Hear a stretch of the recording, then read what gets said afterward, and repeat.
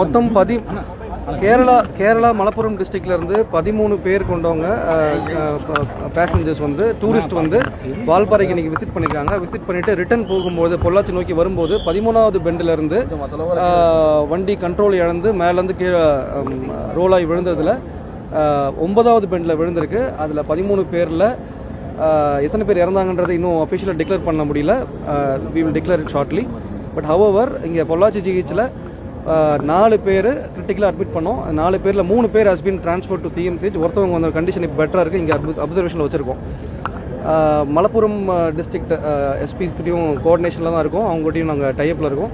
So ஃபேமிலிஸ்க்கு inform பண்ணியிருக்கோம். So எவ்வளோ சீக்கிரமாக அந்த ப்ராசஸ்லாம் முடிச்சுட்டு பண்ணுறதுன்றதை we are following it up. Collector அதே போல் SDRF team is in place, fire rescue team, forest officials எல்லாருமே கோஆர்டினேட் பண்ணி ஒர்க் பண்ணுறோம். டாக்டர்ஸ் டீமுக்கும் என்னென்ன சப்போர்ட் தேவையோ அதை பண்ணிட்டு இருக்கோம்.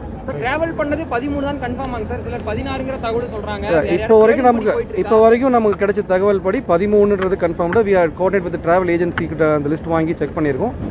எல்லாமே இப்போ இன்வெஸ்டிகேஷனில் தான் இருக்குது. யா, தேங்க்யூ.